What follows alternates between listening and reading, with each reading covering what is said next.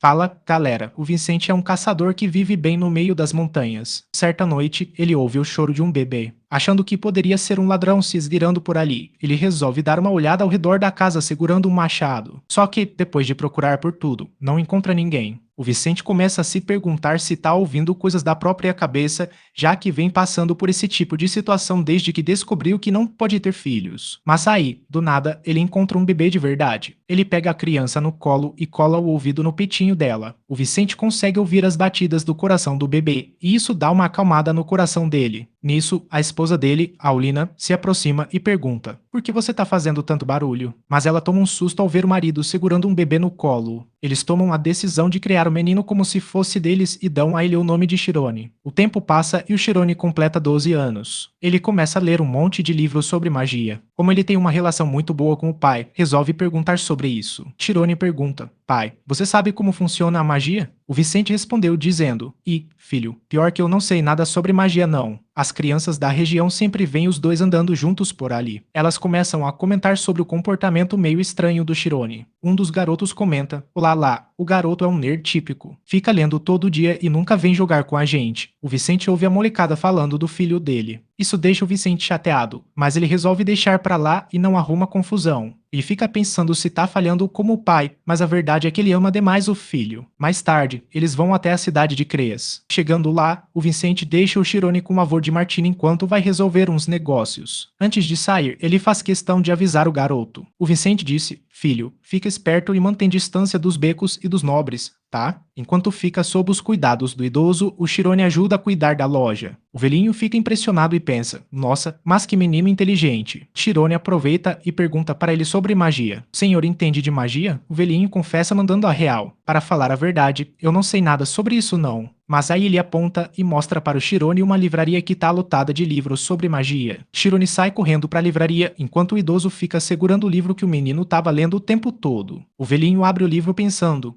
deve ser só mais um livrinho de conto de fadas. Só que ele toma um susto ao descobrir que o livro é sobre magia de verdade. Enquanto isso, lá na livraria, o dono da loja não quer nem saber de ver o Chirone encostando nas coisas. O comerciante solta essa: "Ei, livro não é coisa para camponês não. Suas mãos estão sujas demais para tocar em livros tão caros." De repente, chega um cliente e o dono da loja vai atender. Aproveitando que o cara se distraiu, o Chirone dá uma olhada rápida nos livros e manda essa: esses livros nem valem a pena ler." E sai da livraria decepcionado. Nisso, ele vê um homem carregando uma caixa cheia de livros. Chirone resolve seguir o cara e vê ele jogando os livros fora num beco. Ao pegar um dos livros do chão, o Chirone finalmente entende como seu pobre pai conseguiu aquele livro que ele tanto lia. Aí ele avista alguns nobres e lembra direitinho do conselho do pai sobre eles. Mesmo assim, o Chirone decide se aproximar. Os outros estudantes não queriam que ele se juntasse à aula porque ele é um plebeu. Mas o Alpes ainda assim quer que ele participe. Ele pergunta para o Chirone: "O que foi que te chamou a atenção?" O Chirone respondeu dizendo: "Eu queria ver um pouco de magia de verdade. Eu já li bastante sobre isso, mas nunca vi acontecer na minha frente." Os estudantes começam a zoar e chamam ele de mentiroso. Para resolver a situação, o diretor Alpes decide mostrar a magia do vento. Do nada, uma rajada de vento fortíssima joga todas as crianças para o alto. Elas começam a despencar. O Chirone entra em desespero total enquanto tá caindo,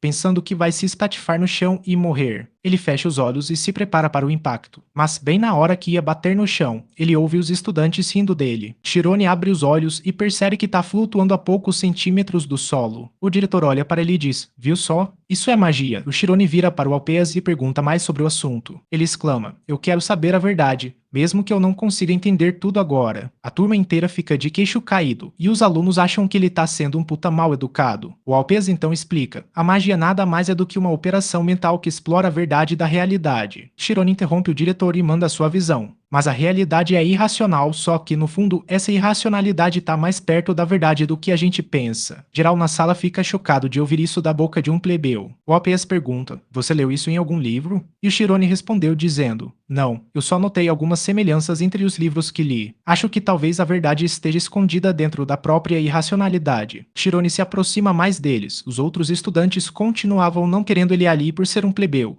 mas o Alpes faz questão de incluir o garoto. Ele pergunta de novo: "O que mais te interessou nisso tudo?" Chirone repete: "Eu só queria ver a magia acontecer."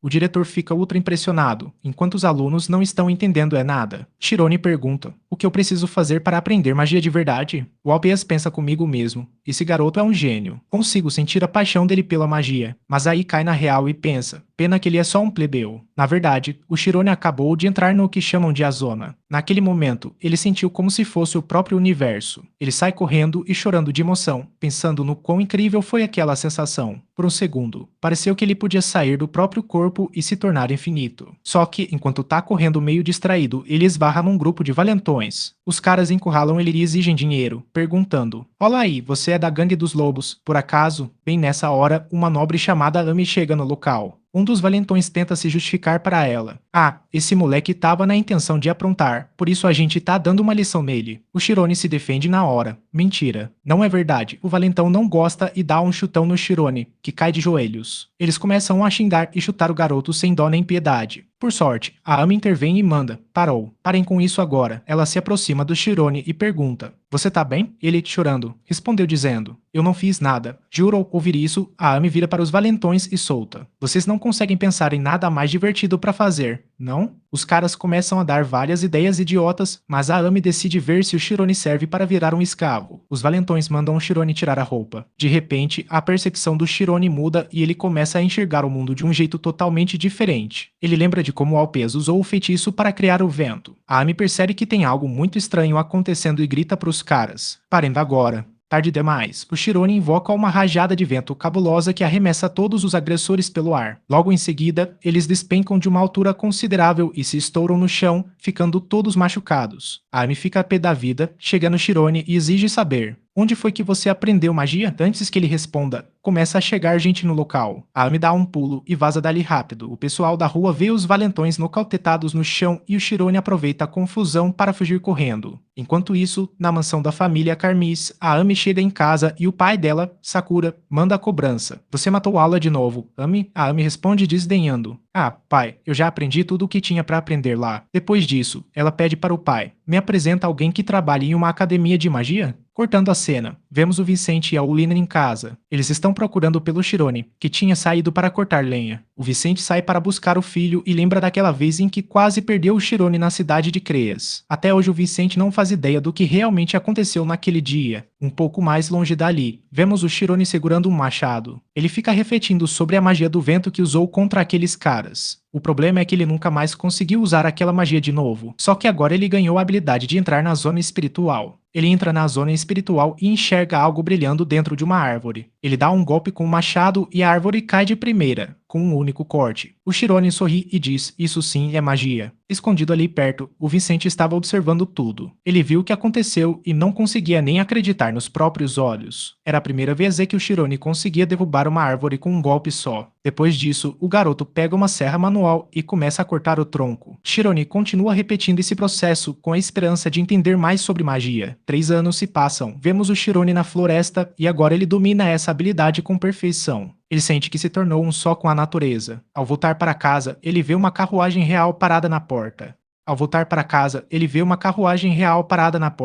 pai dele estava devendo um valor grande para aquela família e não tinham como pagar, então o cara sugeriu que o pequeno Shirone trabalhasse para aquela família por algum tempo, para quitar a dívida. Do pai, o homem chamado Temuran está prestes a ir embora, mas o Shirone olha para o pai e diz: "Eu vou aceitar o trabalho." O mordomo avisa ao garoto: "Eu volto para te buscar em uma semana, e fique sabendo, assim que pisar na mansão, você não poderá sair de lá até que o seu contrato termine." Shirone vira para o pai e agradece emocionado por ter lhe dado uma oportunidade tão grande, que é ajudar a família. O Vicente começa a chorar, abraça o filho e disse: "Meu filho, por favor volte para casa são e salvo." Uma semana depois, o Vicente assina um documento e o Shirone sobe na carruagem real. No caminho, o Shirone fica pensativo: será que eu vou conseguir sobreviver a esses 2 anos? Durante a viagem, alguém na carruagem começa a explicar para o Shirone sobre o histórico da nobre família Urgente. Quando finalmente chegam ao destino, o Shirone fica de boca aberta com o tamanho e a imponência da mansão. Ao descer da carruagem, os outros funcionários dão um aviso: "Cuidado com o que você fala por aqui, garoto." Eles o levam até ao alojamento. Lá, ele se encontra com Temuran e os dois vão juntos para a grande biblioteca. O Temuran explica a função dele. Sua tarefa será organizar todos os livros nesta nova biblioteca. E lembre-se, você não pode entrar ou sair da mansão sem uma permissão especial. Em seguida, Temuran ensina todas as regras de conduta de um mordomo. No dia seguinte, o Shirone começa a trabalhar duro. Enquanto organiza a bagunça, ele percebe que todo o conhecimento está interligado e que a história é a espinha dorsal que conecta tudo. Nas horas vagas, ele começa a ler escondido vários livros de história. Mais tarde, o Temuran se aproxima e chama a atenção dele. Cuide melhor do seu uniforme e arrume esse cabelo. Naquela mesma noite, o Shirone acaba dormindo por cima de um livro de história. Temuran entra no quarto, pega o livro e pensa em como o Shirone é ingênuo. Ele reflete silenciosamente, esse garoto sonha alto demais. Pena que nunca vai chegar a lugar nenhum.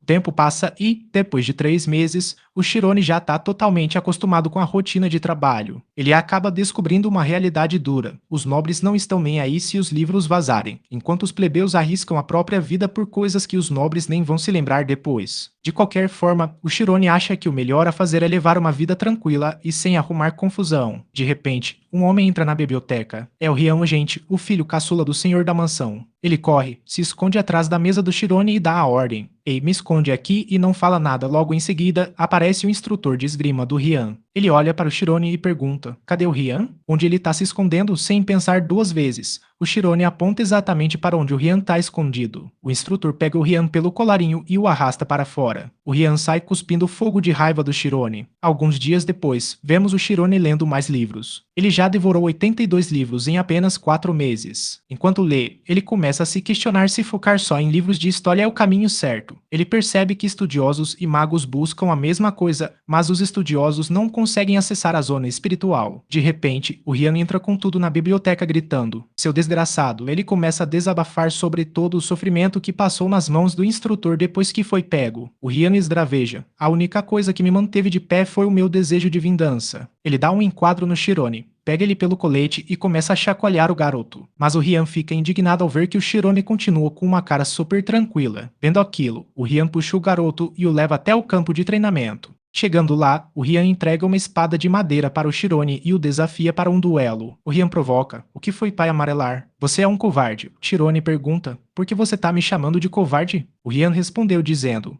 porque você me vendeu pro meu mestre mesmo me vendo em apuros. Nisso, o Shirone nota que o olhar do Rian mudou completamente. O Rian tá pronto pro combate pra valer. Ele dá uma colher de chá e fala: vou te dar 3 chances de me atacar antes de eu começar a bater de verdade. Shirone analisa a espada de madeira e percebe que ela é bem pesada. Se tomar um golpe em cheio, pode quebrar um osso e ele vai ser mandado de volta para casa incapacitado. Shirone avança contra o Rian, mas o nobre desvia do ataque com uma facilidade incrível. O Shirone perde a primeira chance e percebe que o Rian é um adversário casca-grossa. Ele tenta um segundo golpe, mas o Rian simplesmente bloqueia. O impacto é tão violento que a espada de madeira do Shirone se quebra ao meio. O Rian, surpreso, pergunta: onde foi que você aprendeu a usar uma espada? O Shirone explica que não sabe nada de esgrima e solta: eu só aprendi a golpear cortando árvores na floresta. O Rian não acredita nem um pouco nessa história. Afinal, ele treina esgrima há 15 anos e vive na sombra do seu irmão Gente, que é um verdadeiro gênio da espada, enquanto o Rian se sente sem talento nenhum. Possuído pela raiva, o Rian pega 2 espadas de verdade, joga uma para o Shirone e declara: daqui a 1 mês, a gente vai ter um duelo de verdade com espadas amoladas. Até lá, trata de aprender a lutar. No dia seguinte, o Shirone fica pensando no Rian. Ele lembra que o Rian é bem diferente do irmão Rai, que é um gênio natural. O Rian não tem esse talento nato. O Shirone se arrepende e pensa: eu devia ter deixado ele me bater com a espada de madeira. Agora eu deixei o cara cego de raiva e posso acabar morto num duelo de verdade. Sem outra saída, o Shirone corre para a biblioteca para devorar livros sobre técnicas de esgrima. Enquanto isso, o Rian treina feito um louco com o seu mestre, pegando mais pesado do que nunca. Estudando, o Shirone descobre que os espadachins usam um conceito chamado esquema, que é exatamente o oposto da zona espiritual, em vez de se expandir para o mundo. O esquema exige um controle absoluto sobre cada célula do próprio corpo. Shirone pensa em tentar, mas vê que seria perda de tempo focar em algo oposto à sua natureza. Então, ele decide usar a sua própria zona espiritual combinada com os movimentos de esgrima. Vemos o Rian treinando de novo. Ele ataca um boneco de treino com uma ferocidade absurda até que o mestre manda ele parar. O Rian desabafa frustrado por não conseguir usar o formidável. O mestre segura a arma dele e diz: acalme-se e mantenha a determinação. Os dois se sentam para conversar. O mestre é sincero com o aluno e diz: Rian, você pode não ter um talento nato, mas você tem a capacidade de se esforçar mais do que qualquer um. E o trabalho duro é o maior inimigo dos gênios. Essa fala acende uma chama no Rian, motivando o jovem a treinar ainda mais pesado para derrotar o Shirone. O Shirone começa a treinar mentalmente contra um oponente imaginário. Ele treina bloqueios e ataques em 8 direções diferentes. Depois de horas, exausto, o Shirone percebe que o caminho da espada é tão infinito e profundo quanto a magia. O dia do duelo finalmente chega. O Shirone vai para o campo de combate pensando que que aquela pode ser a última vez que anda respirando. Quando o duelo começa, o Rian sente na hora que a aura do Shirone tá completamente diferente. Ele lembra do primeiro encontro deles e pensa, se esse moleque quisesse, ele poderia ter me derrotado lá atrás sem nem ter treinado. Ele é um gênio, exatamente como meu irmão Rai. Por isso eu preciso derrotar ele. O Rian parte para cima com tudo. O Shirone continua parado, apenas encarando a lâmina. O Rian fica impressionado com a coragem do garoto, que parece não ter medo nenhum da morte. Shirone se concentra e consegue bloquear o primeiro golpe do Rian. Só que o Rian não dá trégua e emenda uma sequência violenta de ataques. Shirone não consegue acompanhar a velocidade e toma um golpe certeiro no peito. O pânico toma conta do Shirone, achando que foi cortado e vai morrer ali mesmo. Ele recua desesperado, mas o Rian vai no encalço. Logo fica claro que o estilo de luta do Rian, o manejo de espada da família Urgente, foi feito para espadas gigantes e pesadas, e é por isso que o Shirone não consegue segurar o tranco na força bruta. O Rian manda um golpe lateral com toda a força do mundo e o Shirone consegue bloquear por um triz. Mas o Shirone percebe um detalhe: se o Rian tivesse cortado para cima em vez de para o lado, teria vencido a luta ali mesmo. Shirone conclui: o Rian tem uma técnica incrível, mas falta malícia e visão de jogo para ele. Percebendo isso, o Shirone adapta sua estratégia. Ele cruza a espada com a do Rian e lança um contra-ataque rápido. O Rian entra em choque. Como assim? Ele estava na pior agora mesmo. Shirone começa a empurrar o Rian para trás usando apenas golpes básicos e mantendo um ritmo perfeito. Naquele momento, passa um filme na cabeça do Rian. Ele lembra de quando perdeu num duelo para o seu irmão Rai. Depois de derrotar o Rian, o Rai apenas olhou para ele com um sorriso de deboche e desprezo. Lembrando dessa humilhação, o Rian tira forças do fundo da alma e parte para o ataque final. Shirone tenta bloquear, mas percebe que os golpes do Rian ficaram imprevisíveis. O Rian manda um ataque vindo de baixo, só que o Shirone é mais rápido. Ele gira a lâmina e faz um movimento ascendente veloz. Nisso, a espada do Rian voa pelos ares e é desarmada. Shirone vence o duelo após derrotar um nobre de uma das famílias mais poderosas. O Shirone entra em pânico de novo, com medo de que o Rian mande executar ele ou faça algo terrível contra a sua família. Mas, para surpresa de todos, o Rian aceita a derrota com extrema humildade. Ele olha para o Shirone e diz: "Você venceu. Pode me cortar se quiser." Shirone, aliviado, exclama: "Eu só lutei para me defender e sobreviver. Eu jamais tiraria a vida do jovem mestre." Os dois relaxam a guarda e começam a discutir, em tom de zoeira, sobre quem é que tinha começado aquela confusão toda afinal. A partir daquele dia, a relação dos dois muda completamente. O Rian passa a ver o Shirone com um respeito enorme e diz: "A partir de hoje, você é meu amigo de treino." Apesar da diferença de classe social, os dois começam a treinar juntos com frequência na área externa da mansão. O Rian tenta passar alguns conceitos de esgrima para o Shirone, enquanto o Shirone ajuda o Rian a enxergar as lutas com uma visão mais estratégica e calma. Em uma dessas tardes, o Rian acaba perguntando para o Shirone sobre o passado dele e sobre como ele consegue ter essa percepção tão avançada das coisas. Shirone explica sobre a zona espiritual que descobriu enquanto cortava lenha na floresta com o pai e como aquilo mudou sua forma de enxergar o mundo. O Rian fica chocado ao perceber que o Shirone é, na verdade, um prodígio da magia que acabou parando ali por acaso. Ele comenta: "Cara, se você focar só na magia, você pode se tornar um dos maiores magos do continente. O que você tá fazendo trabalhando como bibliotecário aqui?" Shirone reflete em silêncio. Ele lembra do sacrifício do pai para arrumar aquele emprego e da promessa de cumprir os 2 anos de contrato na mansão para garantir a segurança financeira da família. Ele responde para o Rian que, por enquanto, o foco dele precisa ser cumprir a obrigação com a família urgente, mas que seu sonho de entender os segredos da magia continua mais vivo do que nunca. 6 meses depois, a gente vê o Temuran assinando um relatório oficial. Eles estão prestes a se despedir do Shirone, achando uma pena, já que o garoto é super útil. Enquanto isso, o Shirone termina de ler o seu último livro. O Rian chega perto dele e manda aquele parabéns. O Shirone pede para ver a casa do Rian antes de ir embora. O Rian toma um susto, afinal o Shirone ficou escondendo essa amizade deles por um ano inteiro. Mas o Shirone insiste e diz que quer ver como o Rian vive antes de partir. O Rian aceita o pedido e os dois vão para a casa dele enquanto o resto da família tá fora. Eles vão até o quarto do Rian, que tá entulhado de equipamento de treino. Enquanto estão lá, eles jogam uma partida de cartas e o Rian não para de perder. O Rian acusa o Shirone de estar roubando usando a zona espiritual, mas o Shirone nega tudo na hora. Shirone explica que só tá sendo observador para sacar as intenções do Rian. Ele dá uma olhada ao redor e avista uma novela. Shirone pergunta pro Rian se pode ler, mas o Rian simplesmente capota e dorme. De repente, surge o som de um piano. Ele sabe que a irmã mais velha do Rian, a Reina Augente, é a única pianista da casa. O Shirone vai até lá e é pego no pulo pela Reina. Ele lembra bem do aviso do Rian sobre a personalidade da Reina, então toma o maior cuidado com ela. A Reina pergunta se ele sabe tocar piano, e ele responde que não. Depois de ouvir isso, ela pede para o Shirone sentar do lado dela para que ela possa ensinar ele a tocar. Shirone obedece meio a contragosto, ela vai ensinando as notas e ele tenta reproduzir. A Reina repara que ele tá tocando a música meio errada, mas até que soa parecido com o que ela ensinou. O Shirone usa a zona espiritual enquanto toca. Aos poucos, o som vai ficando cada vez mais preciso e perfeito. Ela fica completamente impressionada com a performance dele. De repente, o Rian aparece gritando e reclamando do barulho. Ele toma um baque ao ver o Shirone ali com a irmã dele. O Rian solta na maior naturalidade que a Reina e o Shirone são amigos. O Shirone faz-se de bobo, mas o Rian garante que a irmã dele não vai fazer nada para machucar ele. Pelo visto, a Reina nem se importa pelo fato dele ser um plebeu. O Shirone comenta com o Rian que a irmã dele é, na verdade, uma pessoa super boa e gentil. Só que o Rian dá um alerta pro Shirone, dizendo que a Reina vai devorar ele vivo. A Reina acha o Shirone uma fofura, e o Rian começa a zoar a cara dele. De repente, a Reina pega o Rian pelo pescoço e começa a esganar ele ali mesmo. O Shirone fica sem entender nada, todinho confuso. Depois da confusão, o Rian pergunta para a irmã por que ela tá em casa. Ela responde que o Rai vai fazer o exame de qualificação de espadachim e que ela veio buscar ele. Esse certificado oficial de qualificação é reconhecido no continente inteiro. O exame só rola uma vez por ano e, mesmo com mais de 1000 pessoas participando, só umas 30 conseguem essa certificação oficial. Por outro lado, os certificados não oficiais são dados para quem se forma em organizações especiais. O Rian fica morrendo de ciúme só de pensar que o Rai vai fazer um exame tão sinistro desses com apenas 18 anos. A Reina dá uma animada nele e vai preparar o jantar. Depois que ela sai, o Shirone pergunta pro Rian se a irmã dele tem namorado. O Rian dá um sorriso e sai correndo chamando pela Reina, gritando para todo mundo ouvir que o Shirone tá querendo saber se a Reina tem namorado. A Reina e as criadas ouvem tudo. O Shirone corre atrás dele e tampa a boca dele na hora.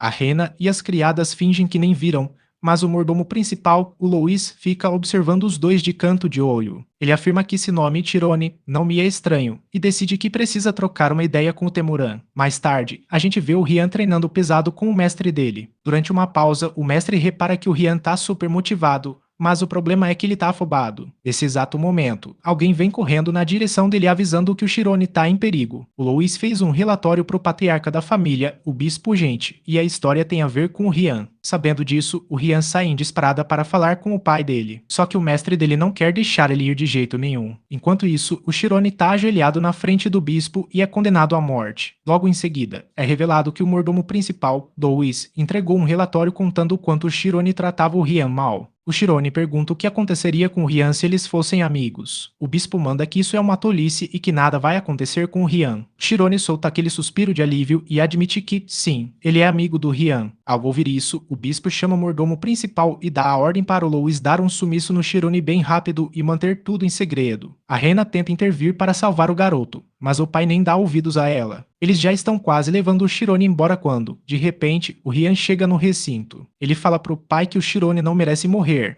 mas o pai retruca dizendo que as coisas são complexas demais para a cabeça dele. Só que o Rian se recusa a deixar o amigo morrer. O pai dele manda real e diz que essa amizade com o Shirone é uma ilusão, e que o plebeu só quer se aproveitar dele. Ele exige provas de que o Shirone é mesmo amigo dele, mas o Rian não tem prova nenhuma para mostrar. Ele lembra do jogo de cartas com o Shirone, de quando o amigo ensinou ele a olhar as coisas como um todo. Percebendo que aquilo ali é o que realmente importa, o Rian segura firme na sua espada. 30 minutos antes dessa cena, o Rian estava implorando pro mestre dele deixar ele ir. O mestre explicou que os nobres vão destruir qualquer coisa que ameace o status da família, então ele errou feio ao virar amigo do Shirone. Só que o Rian se nega a ser um covarde. O mestre vê aquele brilho de determinação nos olhos dele, percebe que o aluno já tomou a sua decisão, entrega uma espada na mão dele e deixa ele ir. De volta ao presente, o Rian encara o pai, segura a espada e diz com todas as letras que acredita, sim, que é amigo do Shirone. O pai dele perde o controle e ameaça deserdar o Rian ali mesmo. Só que o Rian responde que vai ser deserdado com o maior prazer se isso servir para salvar o Shirone. O bispo manda ele puxar a espada e o Rian desembainha na hora. O pai esbraveja que o Rian não tá no mesmo nível do Shirone, mas o Rian discorda. Ele diz pro pai que o Shirone tá muito acima do nível dele e que ele quer ver o Shirone voando ainda mais alto. O pai chama ele de louco desairado. Nesse momento, o Shirone resolve falar. O Rian diz pro amigo deixar que ele resolve a parada, mas o Shirone insiste em ajudar. Shirone olha pro Rian e diz que nunca vai se arrepender de ter sido amigo dele, mesmo que acabe morto por causa disso. O Rian chora e diz pro pai que vai continuar sendo amigo do Shirone não importa o que aconteça. Os plebeus que estão no quarto caem no choro ao ouvir isso e, de repente, o avô dele, o Clump, dá as caras no recinto. O Clump é o antigo patriarca. Ele pede a opinião de todo mundo ali sobre a situação. A Rena toma a palavra a favor do Shirone, afirmando que não há desonra nenhuma para a família. O Rai é o próximo a dar o seu parecer. O pai fica na expectativa de que ele fale contra o Shirone, mas o Rai só manda pro pai que não vai com a cara do Shirone, sem dar opinião direta sobre a punição. O próximo da fila é o Temuran. Antes dele abrir a boca, o Louis dá aquela cobrada, lembrando que eles deviam ficar do lado do mestre. Só que o Temuran também fala a favor do Shirone, afirmando que o garoto fez um ótimo trabalho. No fim das contas, parece que só o bispo quer castigar o Shirone. Porém, o avô resolve se pronunciar. Ele decreta que essa amizade tem que acabar agora, porque vai arruinar a reputação da família. O clã pede pro Shirone abrir mão do Rian. Só que o Shirone diz um não bem grande na cara dele, deixando todo mundo de queixo caído. O Rian fica morrendo de vergonha, porque a única coisa que ele queria era que o Shirone saísse vivo dali, mesmo que isso custasse o fim da amizade deles. Então, ele pega a espada e crava ela no chão. Ajoelhado, ele faz um juramento de se tornar a espada do Shirone, o que deixa o bispo virado no cão de tão bravo. O juramento de um cavaleiro é uma promessa sagrada de viver como a espada do seu mestre em troca de um status nobre. Pegaria muito mal para um nobre recusar o juramento de um cavaleiro. Ficou todo mundo em choque com a atitude do Rian. Nisso, o clã pergunta pro Rian sobre as qualificações do Shirone. E o Rian responde na lata: uma espada não julga, uma espada apenas protege. Isso faz o avô dar uma risada. O clã chega perto do Shirone e pede para ele cuidar bem do Rian. Shirone agradece a permissão. Depois dessa, o clã manda o Louis trazer os pais do Shirone imediatamente. Mais tarde, a gente vê o Rian caindo na risada no quarto dele. O Shirone manda que ele não precisava ter feito aquele juramento de cavaleiro. O Rian responde que fez isso porque o amigo dele tem o dom de atrair as pessoas. Mas o Shirone rebate dizendo que isso é só da boca para fora e que o Rian vai ter que ralar muito mais se quiser proteger ele. O Rian sente o golpe.